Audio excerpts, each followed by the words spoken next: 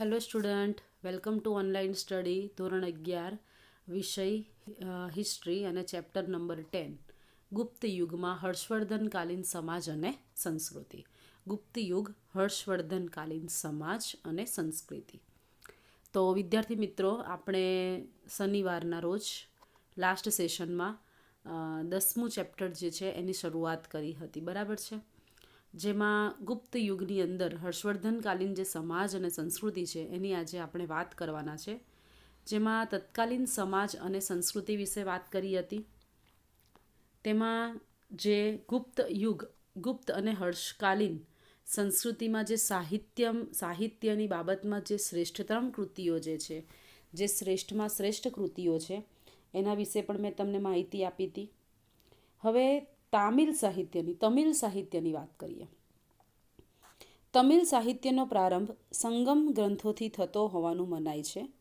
ઈસવીસનની પહેલી સદીથી ત્રીજી સદી સુધીમાં તેની રચના થઈ હોવાનું મનાય છે.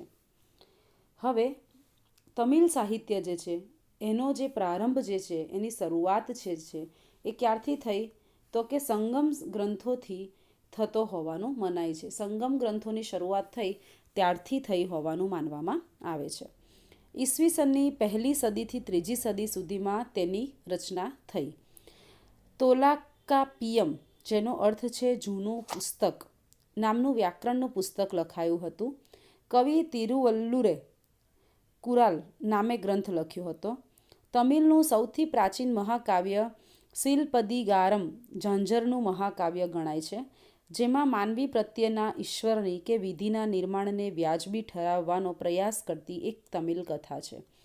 આ મહાકાવ્યનો એક ઉત્તરાર્ધ મણિમેખલાઈ પણ અસ્તિત્વમાં છે. 7મી થી 10મી સદી સુધીની તામિલ કવિતા મુખ્યત્વે ભક્તિની કવિતા હતી. તામિલ સાહિત્ય જે છે એ તમિલ સાહિત્યની આપણે વાત કરી રહ્યા છીએ. ગુપ્ત યુગની અંદર હર્ષવર્ધનકાલીન સમાજ અને સંસ્કૃતિની જ્યારે વાત કરીએ ત્યારે તમિલ સાહિત્યની રચના કેવા પ્રકારની થઈ હતી એની આપણે ચર્ચા કરી રહ્યા છીએ. તો જે તમિલ સાહિત્યની વાત કરીએ, તમિલ સંસ્કૃત સાહિત્યની વાત કરતાં કહેવાયું છે કે તે સૌથી પહેલાં તો તેનો સમય જોઈએ તો પહેલી સદીથી ત્રીજી સદી, અને તેમાં જે મુખ્યત્વે શ્રેષ્ઠતમ કૃતિ છે એના વિશે માહિતી આપી છે કે તોલ્કાપિયમ, જેનો અર્થ થાય કે જૂનું પુસ્તક. એ જે વ્યાકરણનો એક ગ્રંથ હતો, એ પુસ્તક વ્યાકરણનો જે છે એ ગ્રંથ તોલકાપિયમ નામનો ગ્રંથ છે એની રચના થઈ. અને કવિ તિરુવલ્લરે કુરાલ નામે ગ્રંથ લખ્યો. ત્યારબાદ તમિલનું સૌથી પ્રાચીન મહાકાવ્ય જો કોઈ હોય તો સિલપદીગારમ એટલે કે ઝાંઝરનું મહાકાવ્ય ગણાય. જેમાં આજે ઝાંઝરનું મહાકાવ્ય જે છે, સિલપદીગારમ એટલે કે ઝાંઝરનું મહાકાવ્ય, એની અંદર માનવી પ્રત્યેના ઈશ્વરના કે વિધિના નિર્માણને વ્યાજબી ઠરાવવાનો પ્રયાસ કરતી એક તમિલ કથા છે. ઈશ્વર અને ભક્ત વિશેની એક સુંદર મજાની કથા આપવામાં આવી છે. પછી વાત કરીએ તો મણિમેખલાઈ પણ અસ્તિત્વમાં આવી છે. એક પુસ્તક છે, આ એક મહાકાવ્ય છે મણિમેખલાઈ, એ પણ અસ્તિત્વમાં આવ્યું. અને 7મી થી 10મી સદી સુધીમાં તમિલ કવિતા મુખ્યત્વે ભક્તિની કવિતા હતી. તમિલોના ચોલ સામ્રાજ્યના ઉદય સાથે અને તેના સંસ્થાનિક વિસ્તરણ અને દરિયાપારના વિજયો સાથે જોડાયેલા ગણાય તેવા મહાકાવ્યનો યુગ આરંભાયો. આ સમયમાં ઘણા ગૌણ મહાકાવ્યો લખાયા, જેમાં જીવક ચિંતામણી, સુલામણી, પોરિયા પુરાણમ વગેરે મુખ્ય છે. પણ એ બધામાં સર્વોપરી અને તમિલ બુદ્ધિ પ્રતિભાની ભવ્ય અભિવ્યક્તિનું સમૂહ મહાકાવ્ય હતું. કંબનનું રામાયણમ.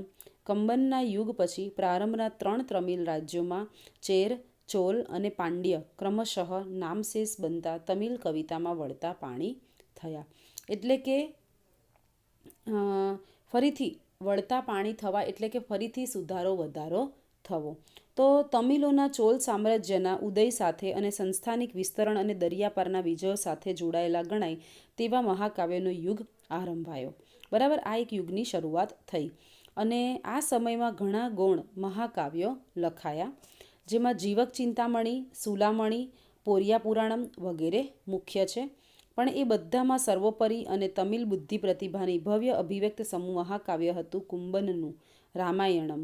કંબનના યુગ પછી પ્રારંભના 3 તમિલ સામ્રાજ્યો જે છે ચેર, ચોલ અને પાંડ્ય ક્રમશઃ નામશેષ બનતા તમિલ કવિતાના વળતા પાણી થયા. ત્યારબાદ વિદેશી પ્રવાસીઓના અહેવાલો જોઈએ તો તમિલ સાહિત્યની અંદર જે વિદેશી પ્રવાસીઓ હતા એના અહેવાલો કેવા પ્રકારના હતા તો આ સમય દરમિયાન ભારતની રાજકીય, સામાજિક, ધાર્મિક અને આર્થિક પરિસ્થિતિનું ઊંડાણપૂર્વક વર્ણન નીચેના વિદેશ પ્રવાસીઓના ગ્રંથોમાં મળી આવે છે.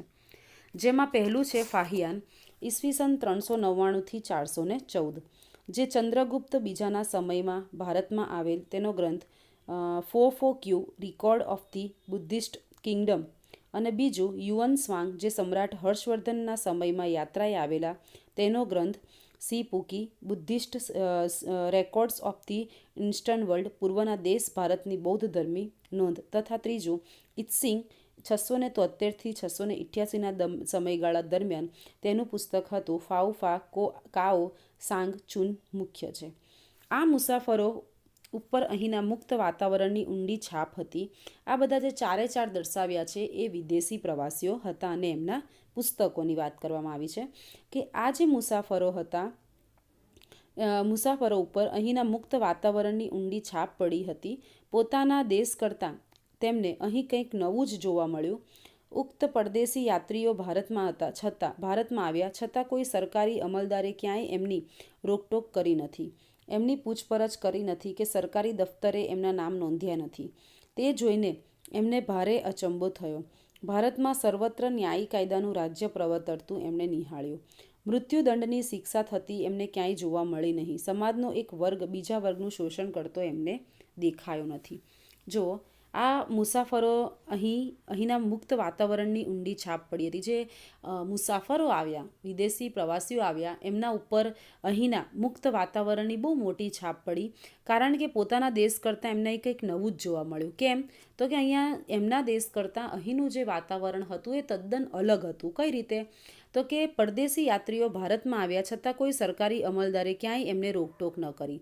પરદેશમાંથી અહીંયા આવ્યા તો એમને કોઈ પણ પ્રકારની રોકટોક કરવામાં ન આવી. તદુપરાંત કોઈ પૂછપરછ ન કરી કે સરકારી દફતરે એમના નામ નોંધાયા નથી. કોઈ પણ જાતનું ગવર્મેન્ટ તરફથી એમને હેરાનગતિ થઈ નથી. પરદેશમાંથી જ્યારે આ મુસાફરો ચીની પ્રવાસીઓ જ્યારે અહીંયા પ્રવાસીઓ જે છે ચારે ચાર પ્રવાસીઓના નામ અને એમના પુસ્તકો આપેલા છે, એવા લોકો પ્રવાસીઓ જ્યારે ભારતમાં આવ્યા ત્યારે એમના ઉપર કોઈ પણ વિદેશી છે એમ કહીને એમના ઉપર કોઈ પણ પ્રકારનું જુલમ આચરવામાં આવ્યો ન હતો. સરકારી દફતરે પણ એમના નામ નોંધાયા નહોતા. એ જોઈને તેમને ભારે અચંબો થયો. આશ્ચર્યજનક લાગ્યું કે ભારતમાં સર્વત્ર ન્યાયી કાયદાનું રાજ્ય પ્રવર્તતું એમને નિહાળ્યું. સર્વત્ર ન્યાયી કાયદાનું એટલે કે બધી જ જગ્યાએ ન્યાય મળે એ રીતના જે કાયદા હતા એ કાયદા એમને જોવા મળ્યા. મૃત્યુદંડની શિક્ષા થતી એમને ક્યાંય જોવા મળી નહીં. એમને કોઈ પણ શિક્ષાની અંદર મૃત્યુદંડની શિક્ષા એમને જોવા ન મળી. સમાજનો એક વર્ગ બીજા વર્ગનું શોષણ કરતો પણ એમને ન દેખાયો. એકાબીજા ઉપર શોષણ, એક વર્ગ ઉપલો વર્ગ નીચલા વર્ગ ઉપર નાત જાતિના જે શોષણ થતા એવું શોષણ પણ એમને ક્યાંય કરતા ક્યાંય જોવા ન મળ્યું. એટલે એમને ટૂંકમાં પોતાના પરદેશ કરતાં અહીં જે છે વાતાવરણ એ ઘણું જ મુક્ત વાતાવરણ એમને દેખાણું. ભારતના અતિથ્ય સત્કારના વખાણ કરતા ફાહિયાન નોંધે છે. હવે ભારતમાં જે અતિથ્ય મહેમાનગતિ જે હતી એ મહેમાનગતિ વિશે ફાહિયાન જે છે એ પ્રસ્તુત એક ઇમેજની અંદર અહીંયા તમને સાઈડમાં એક ફોટો આપેલો છે, તમે જુઓ. એનું સંપૂર્ણ ચિત્ર તો સારી રીતે દેખાતું નથી, પણ એક વિદેશી પ્રવાસી છે ફાહિયાન, એ જો એનો ફોટો અહીં આપેલો છે એનું જો વાત કરીએ તો આ ભારતના અતિથ્ય સરકારના વખાણ કરતા આ ફાહિયાન નોંધે છે કે મઠમાં તે ગયો ત્યાંના યજમાનો એમને સામે લેવા જતા, એમના ભિક્ષાપાત્ર અને માલ સામાન ઉંચકી લેતા, પગ ધોવાને પાણી અને શરીરે ચોળવા તેલ આપતા. એમના નિવાસ દરમિયાન મઠોમાં એમને બધી સગવડો સંભાળપૂર્વક કરી આપવામાં આવતી. એ જ રીતે યુએન સ્વાંગના વર્ણનમાંથી જોવા મળે છે કે કાશ્મીરના રાજાએ રસ્તા ઉપર ફૂલો વેરી તેમજ ગુલાબજળનો છંટકાવ કરીને એમનું સ્વાગત કરેલું. જ્યારે નાલંદા વિદ્યાપીઠના દરવાજે યુએન સ્વાંગના સત્કાર માટે 200 સાધુઓ અને 1000 ગૃહસ્થો ભેગા થયા હતા. તો એમની જે મહેમાન ગતિ કરવામાં આવી એ મહેમાન ગતિ વિશે વાત કરે છે કે જ્યારે એ અહીંયા આવ્યા ત્યારે એમની સામે જે યજમાન હતા, એટલે કે સ્વાગત કરનાર જે છે એ યજમાન અને પોતે જે છે એ મહેમાન. આપણે કોકના ઘરે જઈએ છીએ મહેમાન તરીકે, તો જેના ઘરે ગયા છે એ શું છે? યજમાન છે, અને આપણે કોણ છે? મહેમાન છે. તો અહીંયા જે મહેમાન ગતિ એને જે સત્કાર કરવામાં આવ્યો એમનું સુંદર મજાનું વર્ણન તેમને કર્યું છે કે કેટલી સારી રીતે એમનું સત્કાર થતો, કે તેમને ભિક્ષા પાત્ર અને માલ સામાન તેમનો જે હોય જે તે એ બધું ઊંચકી લેવામાં આવતું, તેમને પાણી પગ ધોવા માટે પાણી આપવામાં આવતું, શરીરે ચોળવા તેલ આપવામાં આવતું. પછી એ મઠોમાં બધી જ સગવડોની સંભાળપૂર્વક કાળજી લેવામાં આવતી, કોઈ પણ રહી ન જાય, કોઈ પણ પ્રકારનું સંભાળ લેવામાં બાકી ન રહી જાય એ રીતનું કાર્ય કરવામાં આવતું. અને યુવન સ્વાગના વર્ણનમાંથી એ પણ જોવા મળે છે કે કાશ્મીરના રાજાએ રસ્તા ઉપર ફૂલો વેરી અને ગુલાબ જળનો છંટકાવ કરીને તેમનું સ્વાગત કર્યું. ખૂબ ભવ્ય સ્વાગત કહી શકાય. અને નાલંદા વિદ્યાપીઠના દરવાજે પણ યુવન સ્વાંગના સત્કાર માટે, આ યુવન સ્વાંગનું સત્કાર છે એના માટે પણ 200 સાધુ અને 1000 ગૃહસ્થો ભેગા કરવામાં આવતા. તો આ રીતે જે પરિસ્થિતિ હતી એ સ્વાગત કરવાની ભારતની અંદર જે સત્કાર વિધિ કરવામાં આવી એ ખૂબ સારી રીતે કરવામાં આવી, જેની નોંધ પ્રવાસી મુસાફરો તેમના પુસ્તકમાં નોંધે છે. યુએન સ્વાંગને પ્રમુખ પદે મળેલી ધર્મ પરિષદ, જ્ઞાન પરિષદનું કામકાજ 3 અઠવાડિયા સુધીને ચાલ્યું. વિદ્વાનોએ ચર્ચામાં રસપૂર્વક ભાગ લીધો, સામાન્ય જનતાએ એટલા જ ઉત્સાહથી એમાં હાજરી આપી. આ બધું જોતા આવી ઉચ્ચ કક્ષાની ચર્ચામાં 7મી સદીનું ભારત આટલો બધો રસ લઈ શકતું એ આપણા માટે ગૌરવવંતી ઘટના ગણાઈ. આવી વિશિષ્ટતાને લીધે જ એશિયાની પ્રજાનો હિન્દ તરફ દક્ષિણ ભાવ વધ્યો. હવે આટલું સારું વાતાવરણ હતું એના કારણે જ એશિયાની પ્રજા જે હતી એનો ભાવ હિન્દ તરફ વધ્યો, એટલે હિન્દુસ્તાન તરફ એમનું ઘર્ષણ વધ્યું. પ્રાચીન ભારતે જગતને 3 મહાન ધર્મો હિન્દુ, બૌદ્ધ અને જૈન ધર્મની ભેટ આપી. પ્રાચીન ભારત જે ભારત છે એને આપણને 3 હિન્દુ, બૌદ્ધ ધર્મ, 3 ધર્મની ભેટ આપી, જેમાં પહેલું હિન્દુ, બરાબર, પછી બીજું બૌદ્ધ અને ત્રીજું જૈન. જેની આપણે અગાઉના ચેપ્ટરની અંદર પણ જૈન અને બૌદ્ધ ધર્મ અને હિન્દુ ધર્મ, રાજા મહારાજાઓ જે અલગ અલગ, સમ્રાટ અશોક છે, ચંદ્રગુપ્ત મૌર્ય છે વગેરેની અગાઉના જૂના ચેપ્ટરની અંદર આપણે જ્યારે વાત કરતા હતા ત્યારે આપણે વાત કરી હતી કે કેવા કેવા જે રાજાઓ હતા એ લોકોએ કેવો ધર્મનો પ્રચાર અને પ્રસાર કર્યો હતો, જ્યારે ધર્મ વિશે આપણે વાત કરતા હતા ત્યારે. તો વિદ્યાર્થી મિત્રો, અહીંયા આપણને પ્રાચીન ભારતે 3 સરસ 3 ધર્મોની ભેટ આપી. હિન્દુ, બૌદ્ધ અને જૈન ધર્મની આપણને ભેટ આપી. આગળ જતાં હિન્દુ ધર્મમાં વૈષ્ણવ તથા શૈવ સંપ્રદાય, બૌદ્ધ ધર્મમાં હિનયાન તથા મહાયાન પંથ અને જૈન ધર્મમાં દિગંબર અને શ્વેતાંબર એવા ફાંટા પડ્યા. જ્યારે આપણે જૈન ધર્મ અને બૌદ્ધ ધર્મ વિશે વાત કરી હતી અગાઉના ચેપ્ટરમાં, ત્યારે પણ મેં તમને કહ્યું હતું કે હિન્દુ ધર્મની અંદર જે હિન્દુ ધર્મ જે છે એ વૈષ્ણવ અને શૈવ સંપ્રદાયમાં આગળ વધ્યો, અને બૌદ્ધ ધર્મની અંદર 2 પંથો પડ્યા, હિનયાન અને મહાયાન, અને જૈન ધર્મની અંદર દિગંબર અને શ્વેતાંબર, એવા 2 ફાંટા પડતા ગયા. આવા મોટા ભાગના ધર્મો, સંપ્રદાયો કે પંથોએ સાહિત્ય ઉપરાંત ધાર્મિક તેમજ કલા સ્થાપત્યને ક્ષેત્રે નોંધપાત્ર પ્રદાન કરેલા નીચે પ્રમાણે વર્ણવી શકાય. તો આ જે સંપ્રદાયો જે છે, મોટાભાગના ધર્મો અને સંપ્રદાયો અને પંથો છે એ સાહિત્ય ઉપરાંત ધાર્મિક તેમજ કલા સ્થાપત્યને ક્ષેત્રે નોંધપાત્ર પ્રદાન કરેલા છે. હવે જૈન અને બૌદ્ધ અને શૈવ ધર્મ અને વૈષ્ણવ ધર્મ, જરથુષ્ટ ધર્મ, ખ્રિસ્તી ધર્મ, આમ અલગ અલગ 1, 2, 3, 4 અને 5 અને 6 આમ અલગ અલગ ધર્મ વિશે વાત કરી છે. તો ચાલો આપણે થોડીક ચર્ચા જૈન ધર્મ વિશે પણ કરી લઈએ. તો જૈન ધર્મ જે છે એનું વર્ણન જોઈએ કે ભારતીય સાહિત્ય, શિલ્પ સાહિત્ય અને કલાના ક્ષેત્રે જૈનનું પ્રદાન અવિસ્મરણીય છે, ભૂલી ન શકાય એવું છે. ભારતીય સાહિત્યમાં શિલ્પ સાહિત્ય અને કલાના ક્ષેત્રની જો વાત કરીએ તો જૈન ધર્મએ જે પ્રદાન આપ્યું છે એ ખૂબ સારું પ્રદાન છે, અવિસ્મરણીય છે, કે ભૂલી ન શકાય તેવું છે. ભારતમાં મંદિર સ્થાપત્યના ઇતિહાસમાં જૈનોના મંદિરો નોંધપાત્ર સ્થાન ધરાવે છે. એમાંના કેટલાક મંદિરો તો કલગી સમાન છે. જૈનોએ પર્વત ઉપર મંદિરો બાંધવાની પરંપરા શરૂ કરી હતી. પર્વતો ઉપર એક નહીં પરંતુ અનેક મંદિરોનો મોટો સમૂહ બાંધવામાં આવતો. આવા મંદિરો બાંધવાની પરંપરા પશ્ચિમ ભારતમાં વધુ પ્રમાણમાં વિકસી હતી. આમાંના મોટા ભાગના મંદિરો આશ્રયે સાહિત્ય રચના થતી. મંદિરોને આશ્રયે સાહિત્ય રચના થતી. હવે જે મંદિર સ્થાપત્યની વાત કરીએ તો જૈન ધર્મની અંદર મોટાભાગના મંદિરો જે છે એ પર્વતોની ઉપર બાંધવામાં આવતા હતા. અને એક મંદિર નહીં પરંતુ અલગ અલગ નાના મંદિરોના સમૂહ બાંધવામાં આવતા હતા. સૌથી પ્રાચીન જૈન મંદિરના અવશેષો બિહારમાં પટણા સાથે લોહીનાપુરીમાંથી પ્રાપ્ત થયા. આ જૈન મંદિરો ગુપ્તકાળ જેટલા પ્રાચીન હોવાનું કહી શકાય. ભારતમાં આવા શૈલોત્કીર્ણ એટલે કે ખડકો કોતરીને બનાવેલા મંદિર ઉદયગીરી અને ખંડગીરી ઓરિસ્સા પર્વત ઉપર આવેલા છે. આ ઉપર મથુરા પાસેથી જૈન વિહારના અવશેષો પણ મળી આવ્યા છે. હવે જો આપણે જૈન ધર્મની વાત કરીએ તો જૈન ધર્મમાં સૌથી પ્રાચીન જો જૈન મંદિરો હોય તો તેના અવશેષો આપણને ક્યાંથી મળે છે તો કે બિહારમાં પટણા પાસે લોહાનીપુરમાંથી પ્રાપ્ત થયા છે. બિહારનું જે પટના છે એનું જે લોહાનીપુર છે ત્યાંથી આપણને સૌથી જૂના અવશેષો પ્રાપ્ત થયા. આ જૈન મંદિર ગુપ્તકાળ જેટલા પ્રાચીન હોવાનું કહી શકાય. ભારતમાં આવા ખડકો કોતરીને બનાવેલા મંદિર ઉદયગીરી અને ખંડગીરી એટલે કે ઓરિસ્સા પર્વત ઉપર પણ જોવા મળે છે. આ ઉપરાંત મથુરા પાસેથી જૈન વિહારના અવશેષો પણ આપણને મળી આવ્યા છે. ભદ્રબાહુ દક્ષિણના જૈન સંપ્રદાયના પ્રથમ આચાર્ય મનાય છે. તેમણે મૈસૂર પાસે શ્રવણ બેલગોળામાં મહાવીર સ્વામીના દિગંબર મૂર્તિ સ્થાપીને દક્ષિણમાં પ્રચાર કર્યો હતો. જૈન ધર્મે પણ ભારતમાં સાંસ્કૃતિક ઉત્થાનમાં પોતાનો વિશિષ્ટ ફાળો આપ્યો. સૌરાષ્ટ્રની વાત કરીએ તો સૌરાષ્ટ્રમાં વલભીપુર મુકામે મળેલ જૈન ધર્મની મહાપરિષદમાં જે ચર્ચા વિચારણા થઈ તેણે જૈન ધર્મના સિદ્ધાંતોમાં ઘણી સ્પષ્ટતા આણી. જૈન ધર્મના શાસ્ત્ર ગ્રંથોમાં તેને તીર્થ કહેવાય છે, જ્યારે તેને રચનારા તીર્થકાર કહેવાય છે. હવે સૌથી પ્રાચીન જૈન મંદિરના અવશેષો આપણને બિહારના પટણાના લોહીપુરનમાંથી પ્રાપ્ત થયા. ત્યારબાદ ભદ્રબાહુ દક્ષિણના જૈન સંપ્રદાયના પ્રથમ આચાર્ય ભદ્રબાહુ જે હતા એ દક્ષિણના જૈન સંપ્રદાયના પ્રથમ આચાર્ય માનવામાં આવે છે.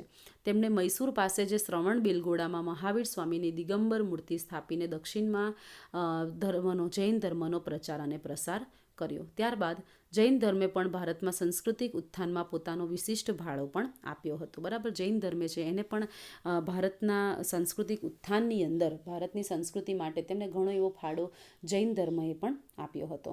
અને વાત કરીએ સૌરાષ્ટ્રનું વલભીપુર, તો સૌરાષ્ટ્રના વલભીપુર મુકામે પણ જૈન ધર્મની મહાપરિષદમાં જે ચર્ચા વિચારણા થઈ તે જૈન ધર્મના સિદ્ધાંતોમાં ઘણી સ્પષ્ટતા આણી. અને જૈન ધર્મના શાસ્ત્ર ગ્રંથોમાં તેને તીર્થ કહેવાય છે, જ્યારે તેના રચનારા તીર્થકાર કહેવાય છે. મંદિરને તીર્થ કહેવાય અને તેના રચના કરનાર, તેને બનાવનાર તીર્થકાર કહેવાય. તો આ રીતે જૈન ધર્મનો પ્રચાર અને પ્રસાર થયો, જેના ડિટેલમાં પણ આપણે ઘણી વખત અગાઉના ચેપ્ટરની અંદર જૈન ધર્મ વિશે વાત કરી છે. એક બૌદ્ધ ધર્મની વાત કરીએ તો ભારતમાં આવેલા ગ્રીક, શક અને કુષાણ જેવા પરદેશી લોકો ધીમે ધીમે અહીંના લોકો સાથે ભળી જવા લાગ્યા. જે ભારતમાં જે બીજી પ્રજા આવી, ગ્રીક છે, શક છે, કુષાણ છે, એ બધી જે પ્રજા આવી એ લોકો અહીં ધીમે ધીમે અહીંના લોકો સાથે ભળવા લાગ્યા અને લગ્ન સંબંધ બાંધી બૌદ્ધ ધર્મનો તેમને સ્વીકાર કર્યો. બૌદ્ધ ધર્મના કર્મ અને પુનર્જન્મના સિદ્ધાંતોમાં આ પરદેશીઓને વધુ ધ્યાન ન પડતા તેમણે બૌદ્ધ ભગવાનની મૂર્તિની પૂજાને ભક્તિ શરૂ કર્યા. આ કાળે મહાયાન સંપ્રદાય વધુ પ્રચલિત બન્યો. આ સંપ્રદાયે બોધિસત્વોની કલ્પનાને આગળ ધરી સાહિત્ય રચ્યું. જો બૌદ્ધ ધર્મની વાત કરીએ તો ત્યાં જે બીજી પરદેશી પ્રજા આવી તે લોકોએ અહીં આવ્યા અને ધીમે ધીમે અહીં મેચ થઈ ગયા સંસ્કૃતિ સાથે, જેમાં અહીંના લોકો સાથે તેમણે લગ્ન સંબંધો બાંધ્યા અને બૌદ્ધ ધર્મનો સ્વીકાર કર્યો. અને તેમને જે કર્મ અને પુનર્જન્મના સિદ્ધાંતો છે એમાં એ લોકોને વધારે કંઈ સમજણ ન પડી એટલે તે બૌદ્ધ ધર્મની ભગવાનની પૂજા, મૂર્તિની પૂજા કરવા લાગ્યા. હિનયાન પંથ કાશ્મીર અને ગાંધાર અફઘાનિસ્તાનમાં જ ફેલાવો ધરાવતો હતો, ત્યારે બાકીના ભારતમાં મહાયાન પંથ વિશેષ પ્રચલિત બન્યો, પરંતુ બંને સાહિત્યની રચના અને ચર્ચા સભાઓ યોજી. હવે હિનયાન જે પંથ છે એ જે મહાયાન અને હિનયાન એમ જે બૌદ્ધ ધર્મના બે પંથો હતા, તેમાં હિનયાન પંથ જે છે એ કાશ્મીર અને ગાંધાર એટલે કે અફઘાનિસ્તાનમાં જ ફેલાવો ધરાવતો હતો. ત્યારે બાકીના જે ભારતમાં મહાયાન પંથ વિશેષ પ્રચલિત બન્યો અને બંને સાહિત્યની રચના અને ચર્ચા સભાઓ યોજી. આ રીતે બૌદ્ધ ધર્મનો પ્રચાર અને પ્રસાર થયો. હવે શૈવ ધર્મની વાત છે એ આપણે હવે આવતા સેશનની અંદર કરીશું. તો આજે ફરી એક વખત નજર નાખી લઈએ કે આપણે આજે કયા કયા ટૉપિક વિશે આ 2 દિવસની 2 સેશનમાં લાસ્ટ જ્યારે ચેપ્ટરની શરૂઆત કરી ત્યારે આપણે કયા કયા ટૉપિકની ચર્ચા કરતા હતા. તો ગુપ્ત યુગની જે શરૂઆત કરી આપણે ચેપ્ટરની હર્ષવર્ધનકાલીન સમાજ અને સંસ્કૃતિની, ત્યારે આપણે તત્કાલીન સમાજ અને સંસ્કૃતિની વાત કરી. ત્યારબાદ આપણે વાત કરી જે તેના મુખ્ય સાહિત્યો હતા, શ્રેષ્ઠતમ જે કૃતિઓ હતી તેની સમય, રચયિતા, તેની રચના, કઈ રચના, એ જે સાહિત્ય હતું એ સાહિત્ય, તેના રચયિતા કોણ હતા, તેનો રચનાકાળ કયો, તેનું અંદર કથાબીજ એટલે કથાવસ્તુ શું હતું એ, અને કૃતિનો પ્રકાર કયો હતો, એટલી કૃતિઓ વિશે આપણે વાત કરી હતી. વિદ્યાર્થી મિત્રો, આજે તમને અહીંયા ગુપ્ત અને હર્ષકાલીન સંસ્કૃતિ સાહિત્યની શ્રેષ્ઠતમ જે કૃતિઓની વાત કરવામાં અહીંયા આપી છે ને, આ જે કોષ્ટક તમને દર્શાવવામાં આપ્યું છે ને, આ એક કોષ્ટક અગત્યનું છે. તમને આ જે કોષ્ટક છે એની અંદર જે કૃતિનો પ્રકાર છે, રચના છે અને રચયિતા જે છે, ઘણી વખત સમયગાળો પણ, પરંતુ આ પુસ્તકો તમે આ પુસ્તકોનો એક વખત તમારે વાંચન કરવું એ બહુ સારી બાબત છે. તમને જીવનમાં બહુ ઉપયોગી થશે. અને તદુપરાંત આ જે પુસ્તકોના નામ ને એવું છે ને, એ તમે જીપીએસસી, યુપીએસસી છે, તલાટી, ક્લાર્ક, ટેટ, ટાટ જેવી જ્યારે એક્ઝામની તૈયારી કરતા હોવ ત્યારે આ જે કોષ્ટક છે ને એ તમને ઘણું કામ લાગી શકે. તો જનરલ નોલેજ માટે એમ કહી શકાય કે જનરલ નોલેજ માટે આ એક જે કૃતિઓ જે છે અને કૃતિના પ્રકાર છે વગેરે જે છે એ ખૂબ મહત્ત્વના છે. તો તમે થોડોક સમય કાઢીને આના વિશે થોડોક ડિટેલમાં તમે અભ્યાસ કરો તો તમે ગવર્મેન્ટ એક્ઝામની જો પ્રિપેરેશન કરતા હોય તો તમને આ ઘણું જ કામ લાગી શકશે. એટલે થોડું આના તરફ ધ્યાન આપવું. ત્યારબાદ આપણે તમિલ સાહિત્યની વાત કરી આજે, અને વિદેશી પ્રવાસીઓના જે અહેવાલ હતા, એ લોકો જે આવ્યા અને તેમને જે સ્વીકાર કર્યો આપણા સંસ્કૃતિનો વગેરેનો, એની આપણે વાત કરી. તદુપરાંત જૈન અને બૌદ્ધ ધર્મ વિશે પણ વાત કરી. હવે આપણે નેક્સ્ટ સેશનમાં શૈવ ધર્મ વિશે વાત કરીશું.